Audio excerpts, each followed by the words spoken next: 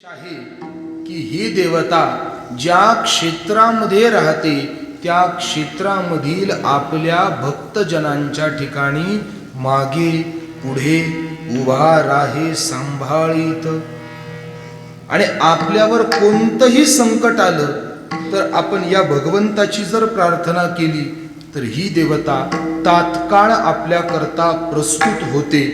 हे या देवतेचं विशेष आहे. मी शब्द वापरलाय की तात्काळ प्रस्तुत होते. तात्काळ का होते? कारण या देवतेची उपासना करण्याकरता जास्त कष्ट घ्यावे लागत नाहीत. तुम्ही म्हणताल का? कारण ही देवता थोड्याशा उपासनेवर प्रसन्न होणारी देवता आहे. त्याच्यावर अनेक जण प्रश्न विचारतील का? त्याचं कारण ही देवता ज्यांचा अंश आहे तीच मूळ देवता थोड्याशा प्रार्थनेवर प्रसन्न होणारी आणि थोड्याशा भक्तीवरच संतुष्ट होऊन कृपा करणारी देवता भगवान भोलेनाथांचेच हे अंश आहेत. मग जर अंशी भगवान ज्या गुणाने आहे त्याचा अंश असलेला तो भगवान सुद्धा त्याच लक्षणांमध्ये असला पाहिजे. ज्याप्रमाणे आपल्याकडे एक म्हण आहे पहा, बाप तसा बेटा आणि कुंभार तसा. आता ही म्हण मला अजून कळलेली नाही, पण म्हणतात बाप तसा बेटा आणि कुंभार तसा लोटा. म्हणजे काय? बाप हा झाला अंशी आणि मुलगा झाला त्याचा अंश. कुंभार झाला हा अंशी, कारण जे बनलेला लोटा आहे, गाडग आहे, हे त्याच्याच बुद्धीचा अंश आहे. परिते कुलालमतीचे गर्भ उमटले काही. मडकं गाडग जे तयार होतं ते कुलालाच्या मतीचं कौशल्य आहे. तो जसं त्याच्या बुद्धीने चालक अधिष्ठान घडतं तसं ते मडकं बनत चालतं. म्हणून जसा अंशी असतो, कुंभार हा अंशी आहे आणि जे मडकं तयार होतं ना हा त्याचा अंश आहे. यत अंशीम प्रविष्ठत्ते गुणात्वेनिम अंशम सद्भाव स्थितम तदा. उपनिषद सांगतं जे गुण अंशीमध्ये असतात तेच अंशामध्ये उतरतात. मग भगवान भोलेनाथ जर अंशी आहेत, मी काय बोलतोय लक्ष द्या, कीर्तन ऐकताय ना, माझ्याकडे लक्ष द्या, इकडे लक्ष द्या. भगवान भोलेनाथ काय आहेत? अंशी. आणि श्री कालभैरवनाथ हे त्यांचे अंश. मग अंशीचे गुण जसे अंशात उतरतात, बाप अंशी मुलगा अंश गुण त्याचे याच्यात, कुंभार अंशी मडक अंश त्याच्या बुद्धीच्या मतीचं कौशल्य त्याच्यात, तसे भगवान शंकर अंशी श्री कालभैरवनाथ त्यांचे अंश. म्हणून जे गुण भगवान शंकराचे तेच गुण भगवान श्री कालभैरवनाथांचे. विठाला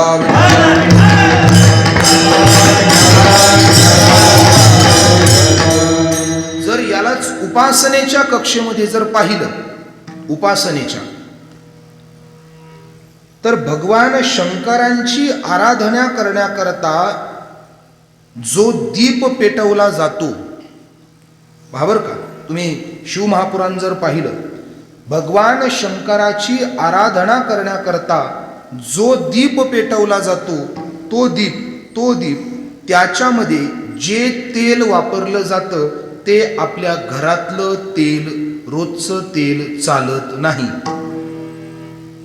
तुम्ही म्हणताल मग भगवान शंकरांना जे दीप अर्पण करतात ते मोहरीच्या तेलाचे असतात.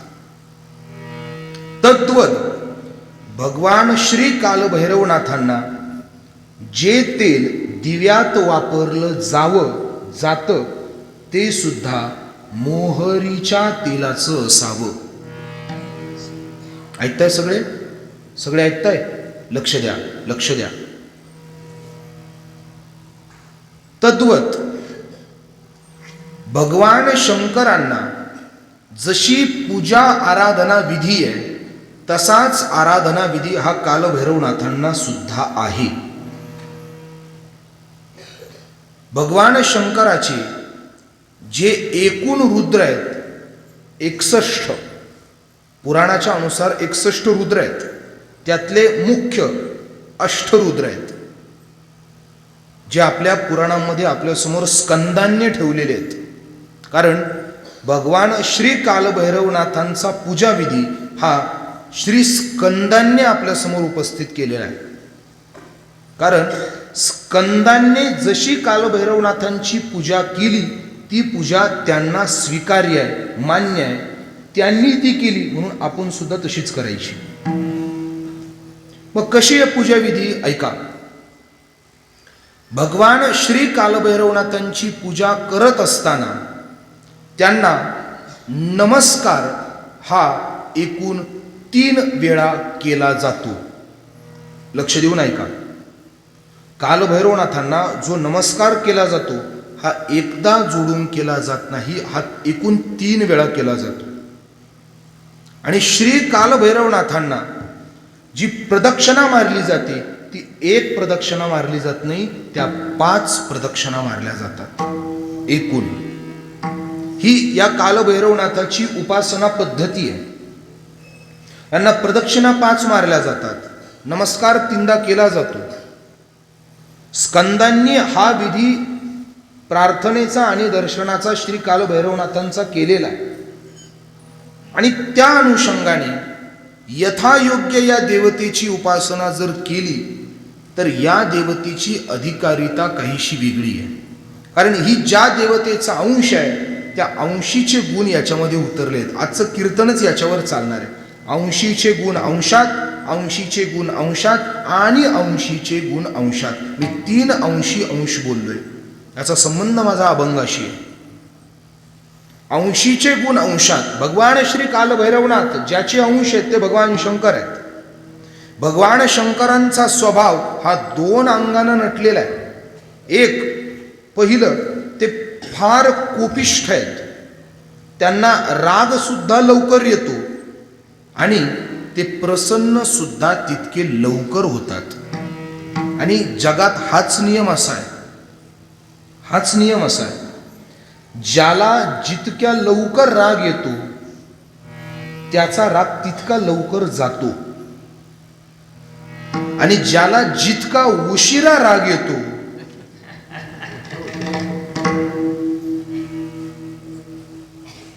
त्याचा राग तितका उशिरा जातो. आता तुम्ही तुमच्या घरामध्ये शोधा आपापसात कोण असं सापडत आहे. ज्याला राग लवकर येतो ना त्याचा राग लवकर जातो, तो लवकर देऊन टाकतो, लवकर क्षमा करतो. पण ज्याला राग उशिरा येतो ना ती माणसं फार भयंकर.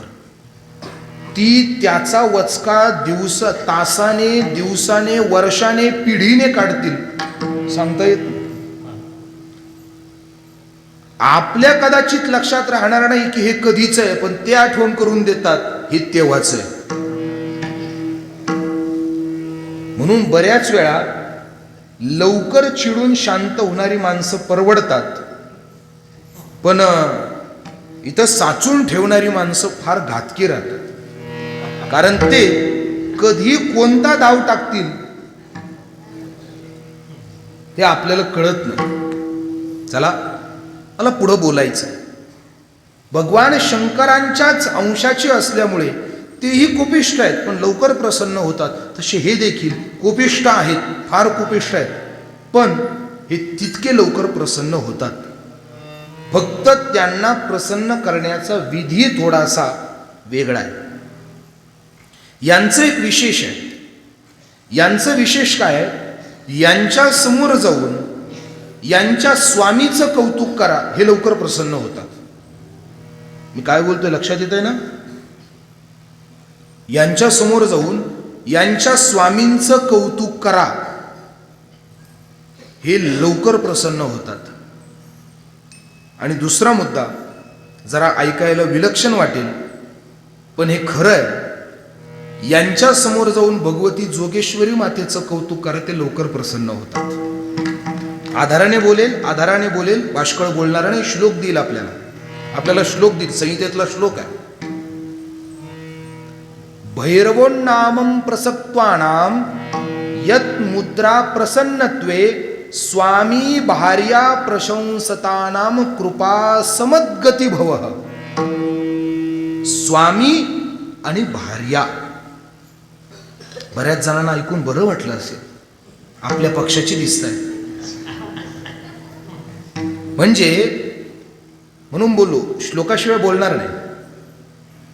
यांच्या स्वामींचं कौतुक यांच्या जवळ करा, हे लवकर प्रसन्न होतात. आणि दुसरं, यांच्या भार्येचं कौतुक यांच्या समोर करा, हे लवकर प्रसन्न होतील. मग कुणीतरी विचारलं, महाराज भार्येचं जास्त करावं की स्वामींचं जास्त करावं? त्याच्यासाठी सुद्धा श्लोक आहे. त्याच्यासाठी सुद्धा श्लोक आहे. स्कंदाने सांगितलं, सगळे सोडून दोन करा, एक स्वामी नाहीतर भार्या. मग एकाने विचारलं, महाराज दोघांचं जमणार नाही, एकाचं करायला जमेल, कोणाचं करायचं? आता मला खरं सांगा, तुम्हाला काय अपेक्षित आहे? तुम्हाला काय अपेक्षित आहे? कोणाचं करायला पाहिजे? ऐकून ठेवा बरं का. कौतुक बायकोचं करायला पाहिजे का गुरुजीचं करायला पाहिजे? बोला बोला बोला बोला. जे जोडीने आले त्यांचं बाकी अवघड आहे.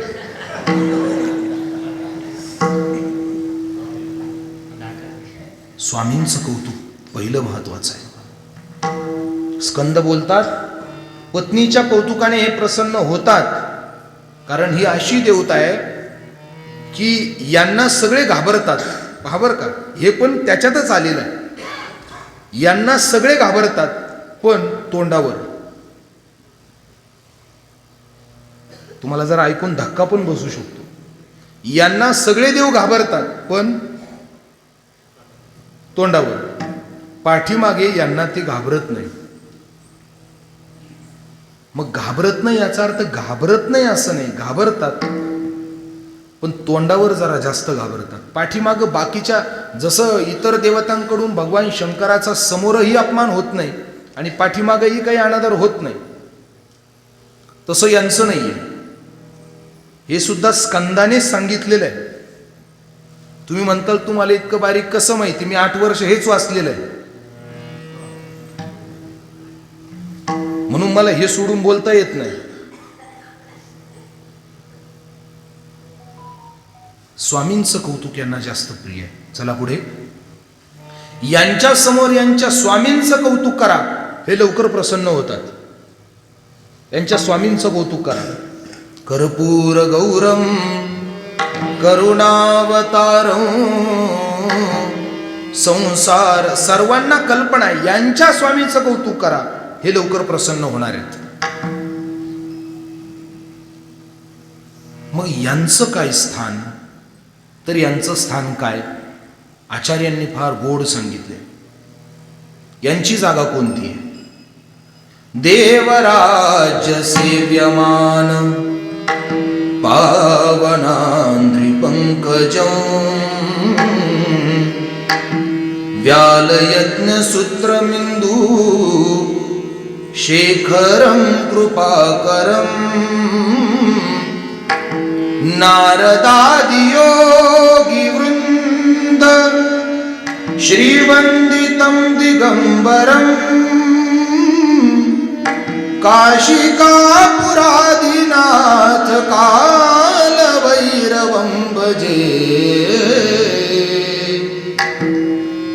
ज्यांना सगळे देव आपलं अधिष्ठान मानतात, देवराज्य नित्य सेव्यमान यत पावन आंद्रि अपंकजम तद्वद व्याल तद्वद बिंदु सूत्र यत कृपाकरम. सर्वमान्य नारदा आदियोगी, हे आदियोगी आहेत. यांच्या ठिकाणी सर्वो दिशात्व दिगंबरम नमस्तुभ्याः.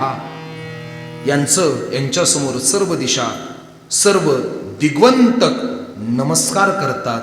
तत् काशिक अपुराधीनाथ, श्री काल भैरवम अभजम. हे काशीची देवता आहे. मग हे काशीचे कोण आहेत? देवता आहे. पण जशी तुमच्या गावाचं संरक्षण करतात तसे ते मूळचे काशीचे संरक्षक आहेत. मग हे कुठून आले? तर घटना अशी झाली पहा. मला वेळेची पूर्ण कल्पना आहे. 9-10 वाजता बरोबर, आपली वेळ 8 ते 10 आहे. मी 10 वाजता इथनं तुम्हाला लगेच कार्यालय सभागृहाच्या बाहेर काढणार आहे, काळजी करू नका. बरोबर 10 वाजता सगळं मोकळं करणार आहे. फक्त माझ्याकडे लक्ष द्या, माझ्याकडे लक्ष द्या. झालं असं एकदा की सृष्टीची रचना अंशांशाने पूर्ण होत आली, चालूच होती. पण ब्रह्मदेवाला असं वाटलं की मी सृष्टी निर्माण केली म्हणून मी श्रेष्ठ. कुणाला वाटलं? ब्रह्मदेवाला. आणि असं ब्रह्मदेवाला वाटल्यानंतर त्याने श्रीहरी नारायणांसमोर हा पर्याय ठेवला, मी सृष्टी निर्माण केली आहे, मी श्रेष्ठ आहे, सर्वांत श्रेष्ठ मी आहे. श्रीहरी विष्णू बोलले, अरे तू सृष्टी निर्माण केली खरं, पण तुला सृष्टी निर्माण करण्याचं स्फुरण मी दिलंय. आणि हे जर तुला मान्य नसेल तर जरा तुझ्या वंश परंपरेकडे पहा, तू कुठून आलाय. यज्ञाभिमस्थानून ब्रह्मा तुजत्य. नाभिस्थानातून ब्रह्मदेव वर आलेले आहेत श्रीहरिनारायणांच्या. तुझा बाप आहे मी. बापापेक्षा पोराने स्वतःला मोठं म्हणावं का? बापापेक्षा पोराने स्वतःला मोठं म्हणावं का?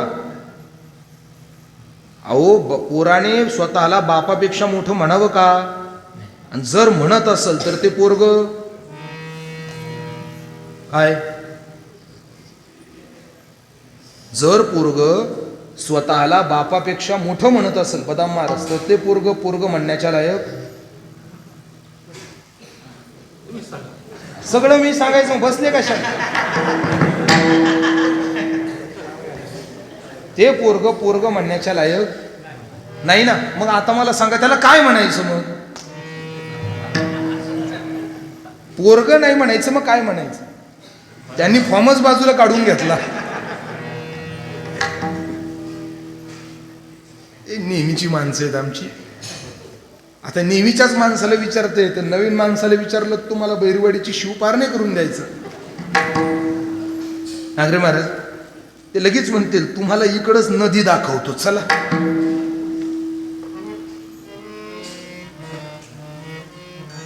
तो ब्रह्मदेव तो म्हणतो, विष्णू भगवान म्हणताय, अरे तू माझं पोरग आहेस, तुला निर्माण मी केलंय आणि तू स्वतःला मोठं म्हणतोस. पण असं कधी कधी बापापेक्षा पोराला असं वाटतंच की आमच्या बापाने, बापाने निश्चित म्हणावं की माझं पोरग खरंच मोठं आहे. पण पोराला कधी कधी वाटतं आमच्या बापात काहीच खरं नाही, त्याने काही आमच्यासाठी करून ठेवलं नाही, वाया आयुष्य घालवलं. बऱ्याचदा पोरं थोडी मोठी झाली की ती बापाची लायकी काढायला लागतात. ब्रह्मदेवाचं पण हेच झालं, अगदी हे झालं. मग श्रीहरी विष्णू बोलले, जाऊ द्या, आपण बाप लेकाने भांडण्यापेक्षा कोणीतरी कीर्तनकाराला विचारून पाहू. बऱ्याचदा बापाची लेकाची भांडणं कीर्तनकार मिटवतात. बाप लेकाची भांडणं बहुतेकदा कीर्तनकार मिटवतात. इथपर्यंत आहे म्हणून बरं आहे, सासू सुनाची भांडणं मिटवायला आली नाही अजून.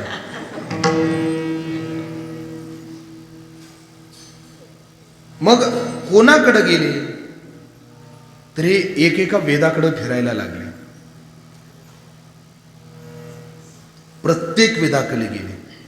यजुर, साम, अथर्व, ऋग सगळ्या वेदांकडे फिरले. प्रत्येकाने एक एक उत्तर दिलं. पहिले गेले ऋग्वेदाकडे. श्रेष्ठ आहेत ना, तो सगळ्यात श्रेष्ठ तो आहे, त्याच्याकडे जाऊ आपण चला. मग ऋग्वेदाकडे गेले. ऋग्वेदाला विचारलं, आमच्या दोघातलं श्रेष्ठ कोण? ऋग्वेदाने सांगितलं, तुमच्या दोघातलं माहिती नाही, पण जगात तो श्रेष्ठ आहे की ज्याला 3 नयन आहेत. 3 नयन आहेत, तो श्रेष्ठ आहे. नंतर ते यजुर्वेदाकडे गेले. यजुर्वेदाकडे गेल्यानंतर यजुर्वेदाला विचारलं, यजुर्वेदा आमच्या दोघातलं श्रेष्ठ कोण? यजुर्वेदाने सांगितलं तुमच्या दोघातलं माहिती नाही, पण जो त्रिशूल धारण करतो तो श्रेष्ठ. यद्वत शक्ती तद्वत आरोग्यम. जो आरोग्य प्रदान करू शकतो, ज्याच्या गळ्यामध्ये सर्प आहे तो श्रेष्ठ आहे. आरोग्याच्या अनुषंगानं बोलतोय. जो विषालाही स्वतः जवळ ठेवून त्यातून अलिप्त राहू शकतो तो श्रेष्ठ आहे. नाव कुठंच घेतलेलं नाहीये. नंतर ते अथर्वाकडे गेले. अथर्वाकडे गेल्यानंतर विचारलं आमच्या दोघातलं श्रेष्ठ कोण? अथर्वाने सांगितलं तुमच्या दोघातलं माहिती नाही, पण यद वैराग्यम प्रतिष्ठिना आहा, जिथं नित्य वैराग्य स्थापन न राहतो तो श्रेष्ठ. आणि शेवटी ते सामाकडे गेले आणि सामाला जाऊन विचारलं आमच्यातलं श्रेष्ठ कोण? सामाने गोड उत्तर दिलं. माझा कितवा नंबर आहे विचारायचं? ते म्हणे चौथा. तिघांनी काय सांगितलं? ते म्हणे एकाने सांगितलं जो त्रिनेत्री तो श्रेष्ठ. एकाने सांगितलं ज्याच्याकडे हातामध्ये त्रिशूळ आणि गळ्यामध्ये श्रीशेष आहे तो श्रेष्ठ. तिसऱ्याने सांगितलं जो नित्य वैराग्य संपन्न आहे तो श्रेष्ठ. सामाने गोड उत्तर दिलं. बस या सगळ्यात राहणारा नित्यम शिवोहम सदा श्रेष्ठम त्रिजगतात्म. या तिघांनी लक्षणं सांगितली ना, मी नाव सांगतो. जगात श्री शंकरापेक्षा कोणीही श्रेष्ठ नाही. नाव फक्त सामाने सांगितलं. जे हे साम बोलतोय ना, श्री शंकर हे जगात सर्वात श्रेष्ठ आहे. ज्ञानोबराय ती श्रेष्ठता अभंगाच्या पहिल्या चरणात सांगितली.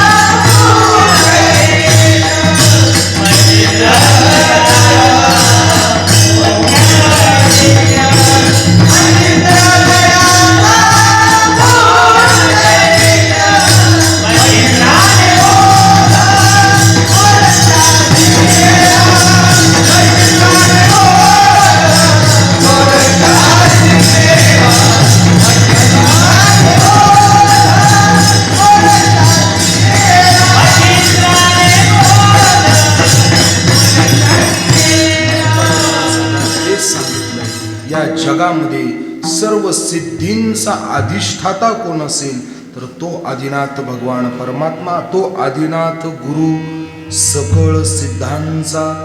जगामध्ये तुम्ही ज्या सिद्ध प्रकृतीच्या ठिकाणी नित्य नम्र होता त्या जगातील सर्व सिद्धींचा एकच अधिष्ठाता तो म्हणजे आदिनाथ भगवान श्री शंकर. ते आदिनाथ आहेत. सर्वांच्या अगोदर ते जगामध्ये प्रविष्ट झाले. आता इथे ऐकणाऱ्या लोकांच्या मनामध्ये एक संभ्रम येऊ शकतो. जे चांगले भरपूर ऐकणारी माणसं आहेत ते असं म्हणतील, महाराज ज्यावेळी भागवत सांगता, विष्णू पुराण सांगता त्यावेळी म्हणता की सर्वात पहिले श्री विष्णू आले, मग त्यांनी ब्रह्मदेवाला निर्माण केलं, त्यांनी श्री शंकराला निर्माण केलं. हे वक्त्याचे सांगण्यातले दोष आहेत. कोणत्याही पुराणाने श्री विष्णूंनी श्री हरी शंकराला निर्माण केलं असं एकाही पुराणाने सांगितलेलं नाही. वक्त्याचे सांगताना होणाऱ्या या स्पष्ट चुका आहेत. असं कोणतंही पुराण चुकूनही बोलत नाही की भगवान शंकराचा कुणीतरी निर्माता आहे. आपले जरा गोंधळ झालेली आहेत अभ्यासाची आणि बोलण्याची. तुम्ही प्रत्येक पुराण पहा, त्यामध्ये भगवान शंकर सांगितलेले असतील पण असा उल्लेख कुठंच नाहीये की यांनी ते निर्माण केले. नाही, विश्व निर्मिले मान्य आहे, महर्षी देवा संस्थापिले मान्य आहे, 21 स्वर्गाते मान्य आहे, हे सगळं विश्व ते चालवतात इथपर्यंत मान्य आहे. पण भगवान शंकरांची निर्मिती असा कुठेही उल्लेख नाहीये, कारण त्यांची निर्मिती कोणीच करू शकत नाही. हे स्वयंसिद्ध आहे, ते स्वयंसिद्ध आहेत. तुम्हाला माहिती आहे भगवान शंकराची पिंड कशी तयार झाली? हे काय झालंय माहितीये का महाराज? हे आजकालचे थोडेसे अर्धवट नास्तिक प्रचारक यांनी भगवान शंकराच्या पिंडीची मर्यादा इतकी ढासळून टाकली आहे आणि कुठेही अर्थ लावून मोकळे झाले ही मूर्ख लोक.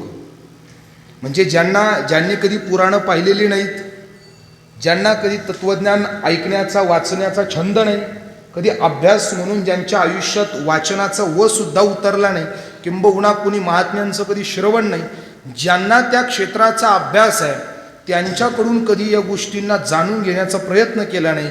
फक्त स्वतःचं प्रसिद्धीपण हातात यावं म्हणून चांगल्या गोष्टीला वांगलं कसं करून सांगता येईल याच्यात ते मातब्बरी गाठतात. भगवान शंकरांच्या लिंगाचे इतके इतके भयंकर आणि गलिच्छ अर्थ या लोकांनी करून ठेवले की ते सांगण्यासाठी सुद्धा हिंमत होत नाही. पण भगवान शंकरांचं लिंग तयार होण्यामध्ये फार मोठी कथा आहे. याचाच पुढचा भाग येतो, याचाच पुढचा भाग आहे. माझ्याकडे वेळ अपूर्ण आहे, वेळ मर्यादित आहे, मला माझ्या अभंगावर बोलायचं आहे. लिंग तयार होण्याची एक वेगळी प्रात्यंचित कथा आहे, एक वेगळं स्थिर महात्म्य चिंतन आहे, ते फार गूढ चिंतन आहे, जे खुद्द भगवान श्री शंकरांनी पद्माच्या ठिकाणी उपस्थित केले. ज्यावेळी पद्म त्याच्याजवळ ब्रह्मज्ञान काही विशेष तत्वज्ञानाच्या अभ्यासाने गेले, हे तुम्ही म्हणताय स्कंद मगासपासून म्हणताय स्कंद बोलला, पद्म बोलला, ही पुराणांची नावं आहे. म्हणजे हे नुसते पुराण नाही बरं का, हे महर्षी व्यक्तिरेखा होत्या.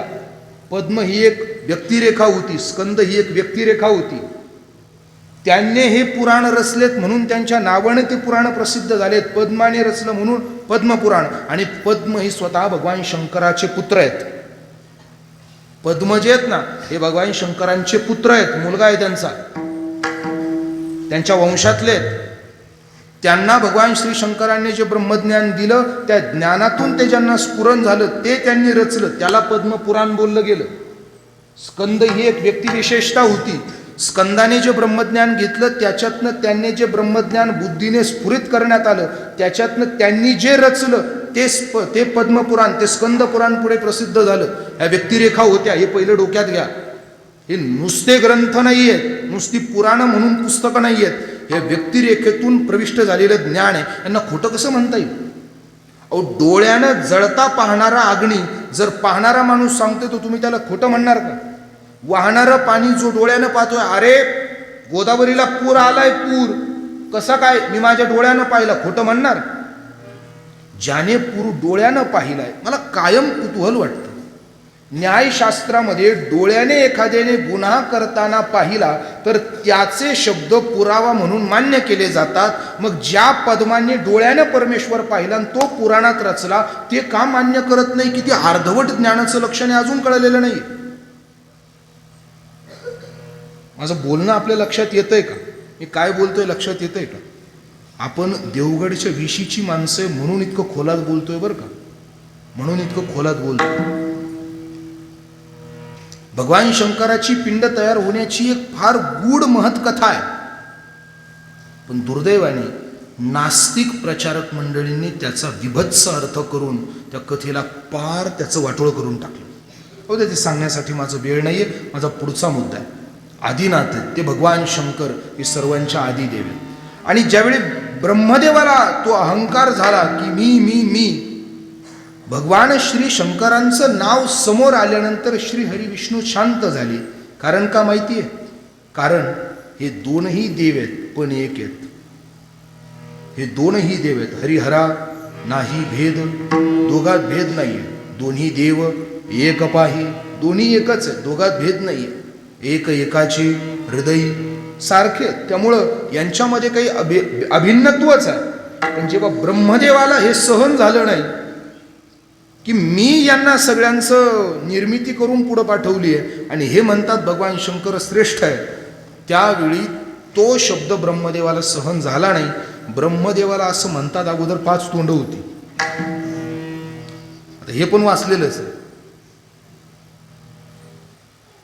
5 तोंड होती आणि गर्वाने एक तोंड त्याचं फुसफुसायला लागलं.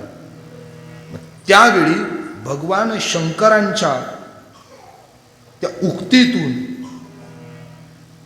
त्यांचा एक अंश बाहेर पडला. त्या अंशाला सांगितलं की याला अहंकार झालाय, याचा अहंकार बाजूला काढ. त्यावेळी ती जी देवता होती ती देवता म्हणजे श्री कालभैरवनाथ. ब्रह्मदेवाचा अहंकार बाजूला काढण्याकरता या देवतेचा जन्म झालेला आहे, अवतार झालेला आहे. आणि त्यावेळी ब्रह्मदेवाचं 5 पैकी 1 मस्तक उडवलं आणि 1 मस्तक उडवल्यानंतर आता शेवटी ती ब्रह्मदेवाची का होईना, शेवट ती एक ब्रह्महत्या. मग काय सांगितलं? भगवान श्री शंकराने सांगितलं आता एक काम करा, नाही श्री विष्णूंनी सांगितलं आता एक काम करा, तुम्हाला ब्रह्महत्या लागली आहे, मग ती सोडण्यासाठी हे ब्रह्मदेवाचं तोडलेलं मुंडकं हातात घ्या, त्रैलोक्याचं भ्रमण करा, जिथं मुंडकं स्वतःहून पडेल तिथं तुमची ब्रह्महत्या संपली असं मान्य करा.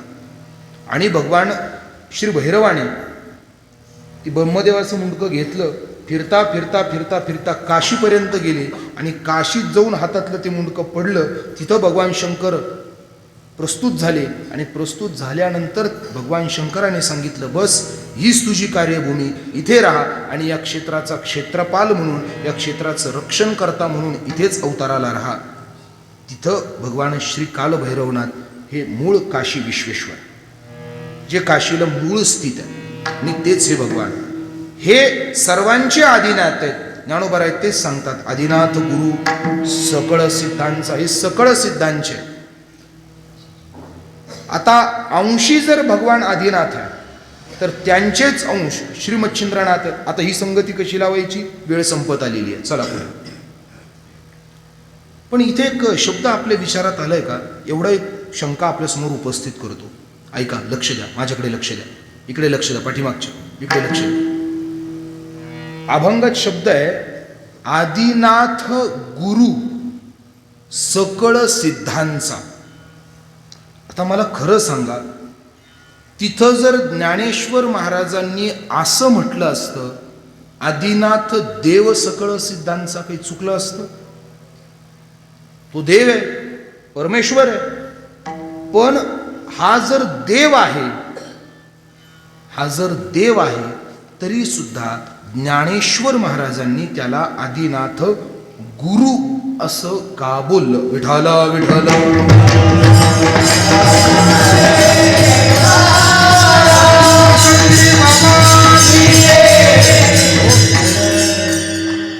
हा जर देव आहे तर ज्ञानोबारायांनी याला गुरु का बनवलं? एक कारण सांगल आणि पुढे चलल. अभंगाचे करते कोण आहेत? ज्ञानोबाराय.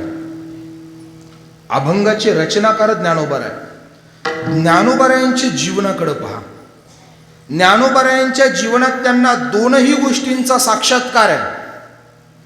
त्यांना देवाचंही साक्षात दर्शन आहे आणि त्यांना गुरुचंही साक्षात दर्शन आहे. दोघांचंही साक्षात दर्शन असताना ज्ञानोबारायांच्या दृष्टीला या दोघांमध्ये सर्वात जास्त श्रेष्ठ कोण भेटलं? देव की गुरु? चला उत्तर सोपं करतो. ज्ञानेश्वरीचं पारायण चालू आहे. 13वा अध्याय चालू आहे. 13व्या अध्यायामध्ये ज्ञानोबारायांनी सबंध ज्ञानेश्वरीमध्ये ज्ञानोबारायांनी, आता तुम्ही 13व्याच्या आज किती झाल्या ओव्या? 700 ओव्या झाल्या.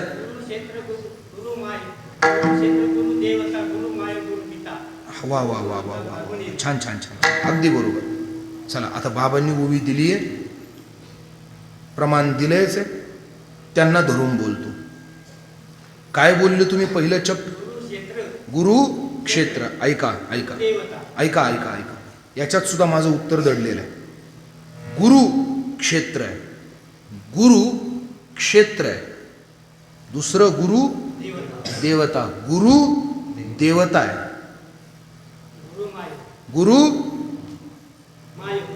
माय आणि चौथं गुरु. बस चला चला, याच्यात सिद्ध करतो, याच्यात सिद्ध करतो. गुरु क्षेत्र आहे, गुरु देवता आहे, गुरु माय आहे आणि गुरु पिता आहे. क्षेत्र, देव, माय, पिता हे सगळं कोण आहे? माझ्याकडे लक्ष द्या बरं का, मी काय सांगतोय. कीर्तन लक्ष देऊन ऐका. तुम्हाला सवय आहे ना पण असं ऐकायची? तुम्ही म्हणताला आता 9ला 5 कमी असताना विचारताय. म्हणजे तुम्ही जर हा म्हटले तर मला ते 10ला 5 कमी असताना, म्हणजे जर हा म्हटले तर 11 वाजवायला हरकत नाही.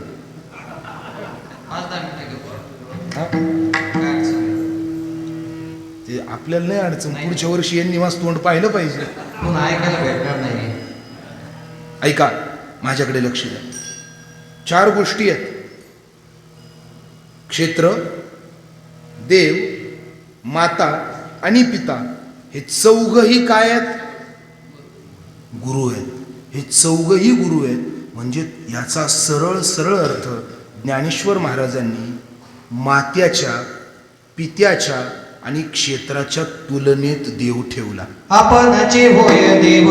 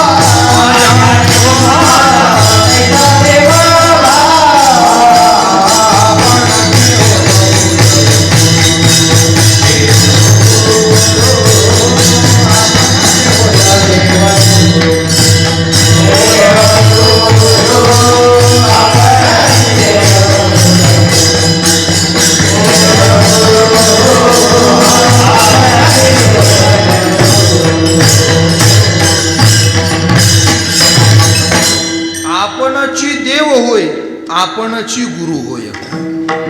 इथे दोघांना समान ठेवलंय.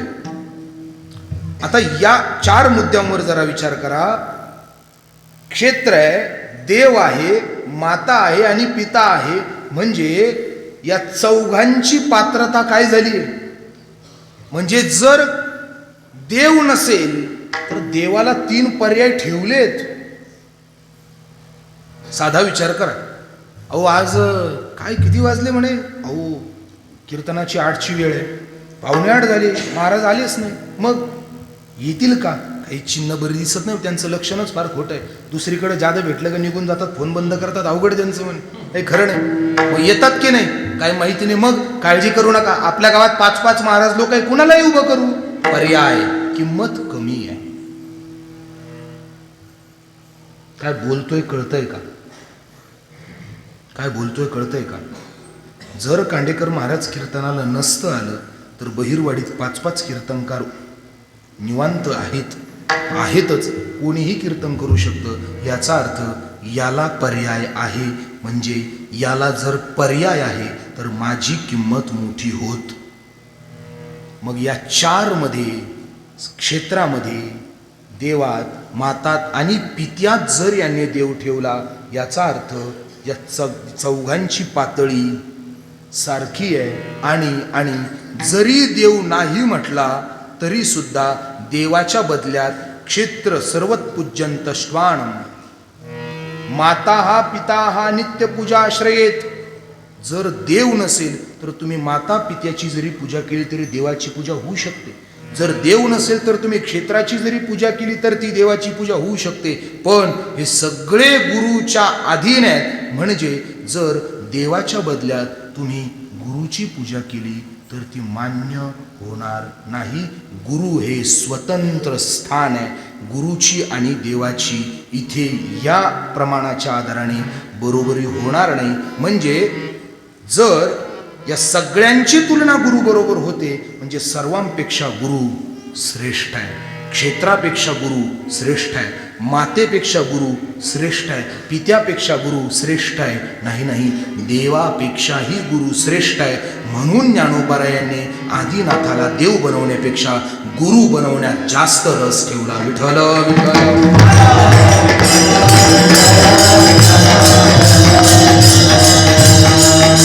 म्हणून आदिनाथ गुरु. देव का नाही?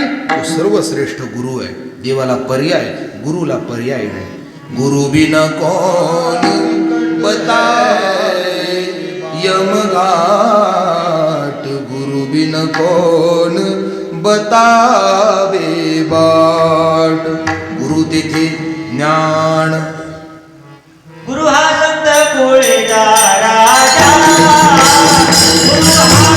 कोळेचा राजा, गुरु हा संत कोळेचा राजा,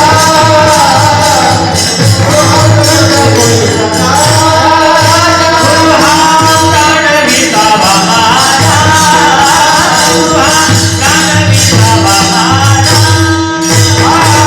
गुरु हा दानवीचा महाराजा.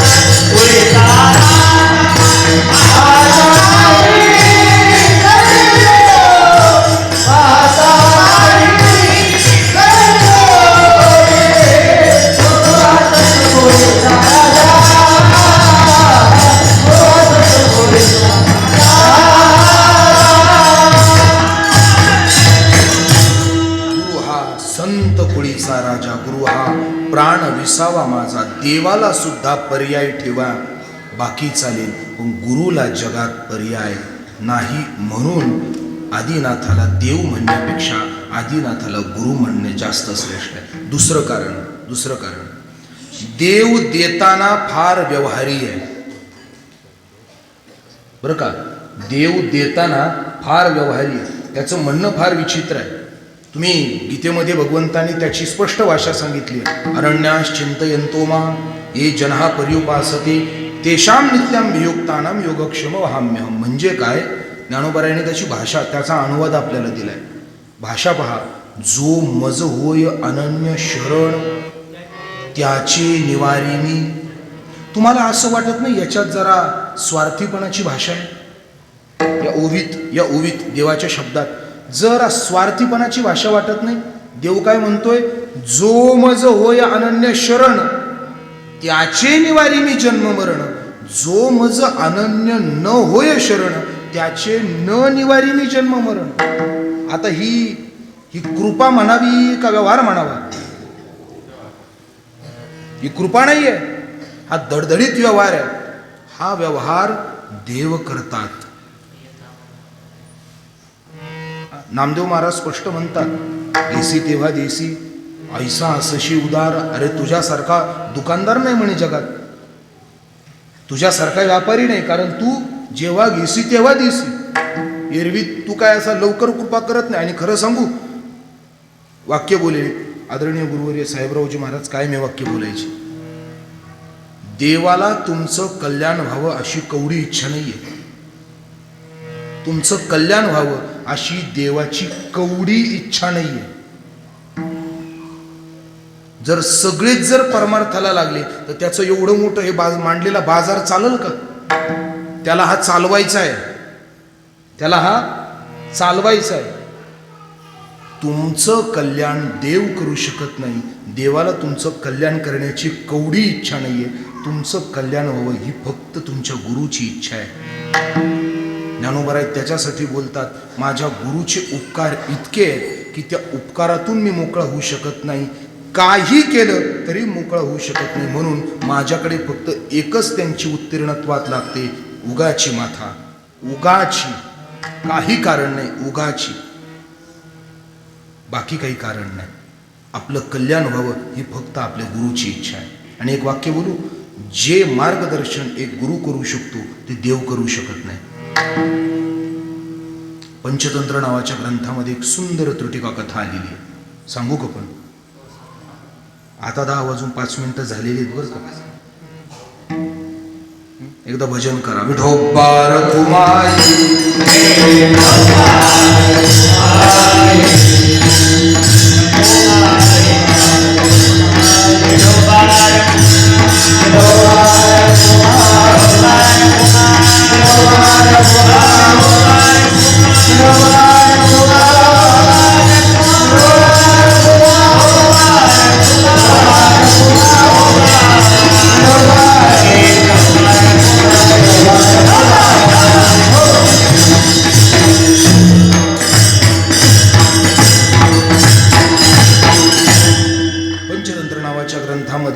गुरुची कृपा किती गोड आहे आणि किती भयंकर आहे. गुरु आपल्या कृपेचा प्रसाद जाणून सुद्धा देत नाही, पण कृपा करतो हे निश्चित आहे. त्या ग्रंथात सूत्रकारांनी असं गोड सूत्र वापरलेलं आहे. ते असं म्हणतात की एकदा एक विद्यार्थी होता. ज्या विद्यार्थ्याला डावा हात नव्हता, पण त्याला मल्लयुद्ध शिकायचं होतं. त्याला मल्लयुद्ध शिकण्यासाठी तो अनेक गुरूंकडे गेला आणि विनंती करू लागला की मला मल्लयुद्ध शिकवा.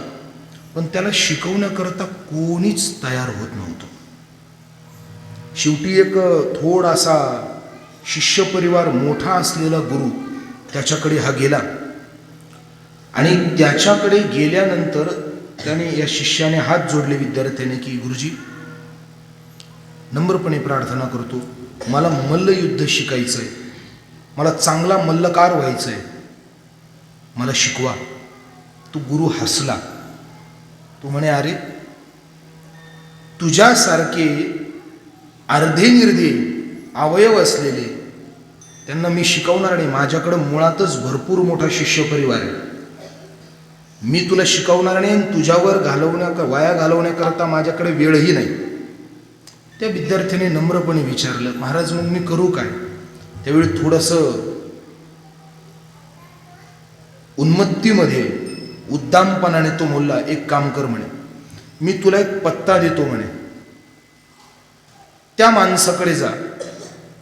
सध्या ते थोडेसे म्हातारे झालेले आहेत, त्यांच्याकडे काही कोणी शिष्य नाही. जरा असं उद्दामपणाचंच बोलणं. आता त्यांच्याकडे कोणी जात नाही. लोक फार विचित्र आहेत.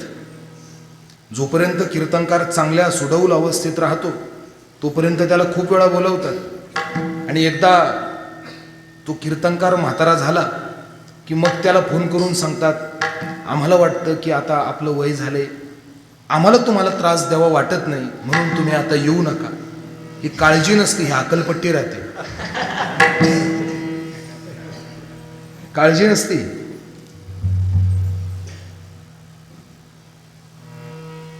म्हणजे इकडे वय वाढल्यानंतर तुम्ही येऊ नका म्हणून सांगणारेही आहेत, अशीही माणसं आहेत.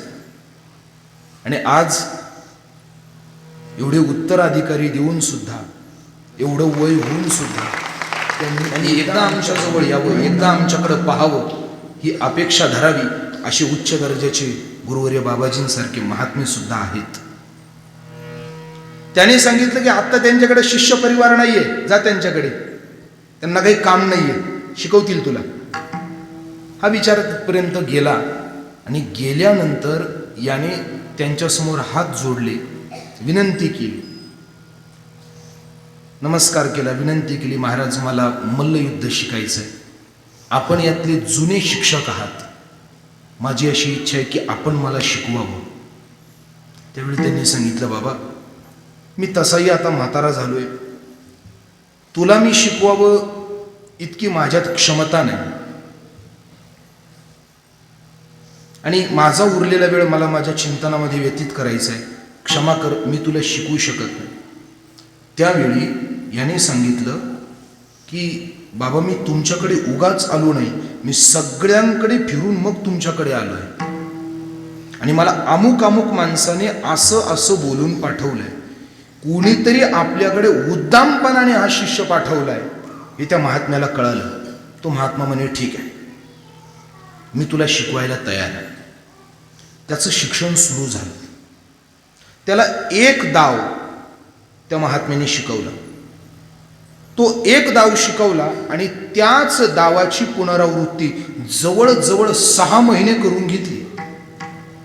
एका डावाची, कुस्तीमध्ये डावच असतात ना, बरोबर, एका डावाची 6 महिने पुनरावृत्ती करून घेतली. आणि 6 महिने आवृत्ती करून घेतल्यानंतर जी प्रभागामध्ये जी मल्लसभा भरणार होती, शिष्य आला, गुरुजी मला या मल्लयुद्धात उतरायचे, उतरू का? म्हणे उतर, काही हरकत नाही. त्यावेळी ते शिष्य गुरुजींचा आशीर्वाद घेतला आणि मल्लयुद्धामध्ये उतरला. ज्याच्याबरोबर याचं युद्ध व्हायचं, आश्चर्य, हात नव्हता, पण याने सगळे पहिलवान हरवले.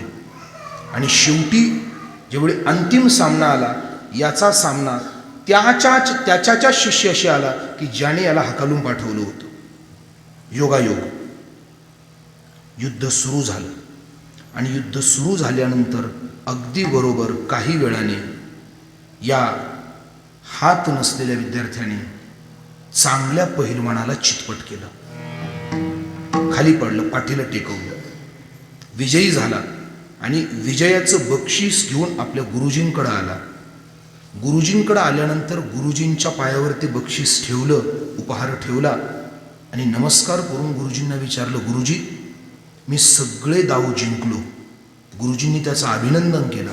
पण त्यावेळी त्याने गुरुजींना विचारलं, गुरुजी सगळ्यांबरोबर डाव जिंकलो खरं आहे, पण शेवटचं युद्ध माझं ज्याच्याबरोबर सामना होता तो माझ्यापेक्षा कितीतरी अंगाने पक्व होता, तरी सुद्धा मीच कसा जिंकलो, म्हणजे पहा मी कसा जिंकलो हे सुद्धा ज्या शिष्याला कळत नाही, इतकी दुर्धर गुरुची कृपा असते. मी नेमका जिंकलो कसा? त्यावेळी त्या गुरुजींनी सांगितलं, बाळा तू जिंकलास याचं एकच कारण आहे, कारण मी जो डाव तुला शिकवला ना, त्या डावाचा फक्त एकच तोड आहे. प्रत्येक डावाला एक तोड असतो, या डावाचा फक्त एकच तोड आहे. आणि या तोडामध्ये युद्धकर्त्याला डाव्या हाताला पिळवावं लागतं. तुला डावा हातच नाही, त्याचं योग सापडणार. जे तत्वज्ञान माणसाला स्वतःच्या कल्याणाचं कळत नाही, ज्या आपलं कल्याण आपल्याला कळत नाही, आपल्या कल्याणाची शिकवण परमेश्वराला कळत नाही, पण आपल्या कल्याणाचे धडे गुरुला कळतात. म्हणून आदिनाथ गुरु सकळ सिद्धांत, आदिनाथ गुरु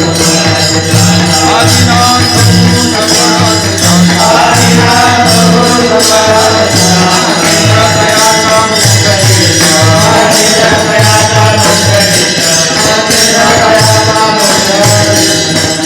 म्हणून ते आदिनाथ देव आहेत, पण त्यांना देव नाही म्हटलं, त्यांना गुरुच का म्हटलं? कारण आगतुकपणे अजाणतेपणे कोणताही स्वार्थ न ठेवता फक्त कल्याण देव नाही गुरुच करू शकतो. म्हणून आदिनाथ गुरु सकळ सिद्धांचा त्याचे शिष्य मच्छिंद्रनाथ महाराज.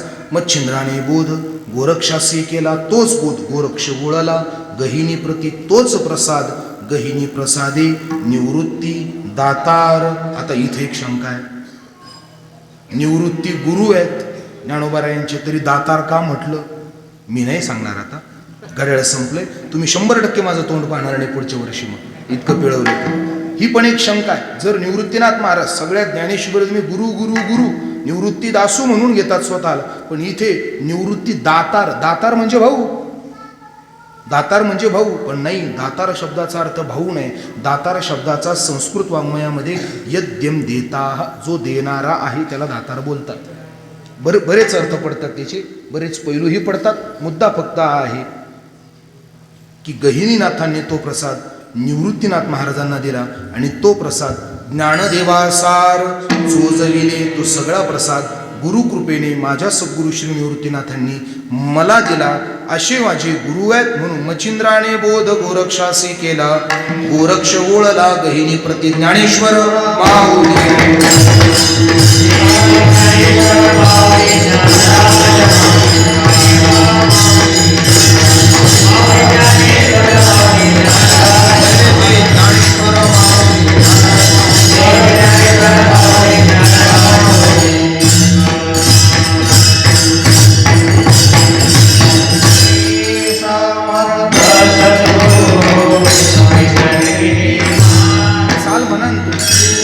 तुम्ही एक गोड भजन म्हणता पाहते, मला फार आवडलं.